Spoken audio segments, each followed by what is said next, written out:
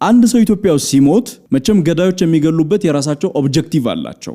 ሞቱ ስሜታዊ እንደሚያደርገን ሁሉ በጣም ኮንሰርንድ ሆነን ማወቅ ያለብን ለምን ሞተ የሚለውን ጉዳይ ማወቅ አለብን። ይህንን የማናውቅ ከሆነ በገዳዮቹ ወጥመድ ተጠልፈን እንወድቅና ሌላ ሞት፣ ሌላ ጭንቀት፣ ሌላ ኢትዮጵያን ፈተና፣ ሌላ የትውልድን ፈተና ነው ልናበዛ የምንችለው። ሩት ኮዙን ማግኘት ያስፈልጋል። ኢትዮጵያ ውስጥ ላይ አሁን ያለው ነገር የተፈጠረው የትጋ ምን ስለተናጋ ነው? በስሜቶቻችን ላይ ከተነጋገርን እመኑኝ የኢትዮጵያ ጭንቅ ይረዝማል። ለችግሮቻችን መልስ አንሰጣቸውም። እንደውም ችግሮቻችንን በፈጠሩ አካላቶች ፈተና እየወደቅ ሌላ ችግሮችን የምናስተናግድ ሀገርና ትውልድ ነው የምንሆነው።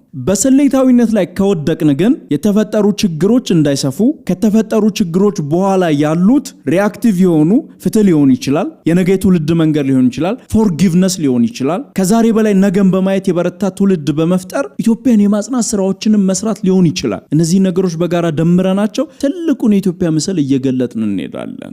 በናሽናል ኢንተረስታችን ውስጥ ገብተው ኢትዮጵያ ያልሆኑ በኢትዮጵያውያኖች ፍላጎት ውስጥ ገብተው የራሳቸውን ፍላጎት የጫኑ አካላት የፈጠሩት ችግር ምንድነው የሚፈልጉት? ፍላጎቶቻቸውን ለማሳካት እያደረጉት ያሉት ነጥቦች ምንድናቸው? እነዚህ ሪዞልቭ ተደርገው የኢትዮጵያ የፖለቲካ ችግሮቻችን ከስሜታዊነት በስሌታዊነት ረድፍ ይወርቃሉ። ኦብጀክቲቫቸውን ለይተን ለየብቻ ስንገላቸው ሁላችንም ወደ ኢትዮጵያ የምናደርገውን ግስጋሴ ኢትዮጵያም ደግሞ ወደ ተስፋ የምታደርገው ግስጋሴ እየጠነከረ የበረታ ትውልድ መፍጠር እንችላለን። ስሜታችንን ወደ ስሌታዊ ሐሳብ፣ ወደ ፖለቲካዊ ሐሳብ፣ ወደ ማህበረሰብ ሐሳብ፣ ወደ ምጣኔ ሀብት ሐሳብ ገልብጠን መረዳትና ማስረዳት የምንችል ትውልዶች መፈጠር አለብን። እንደዛ ሲሆን ኢትዮጵያ ከአፍሪካ የከፍታው ማማ ስትቆጣጠር ጊዜያቶች፣ ቀናቶች፣ አመታቶች አያዘገዩአትም።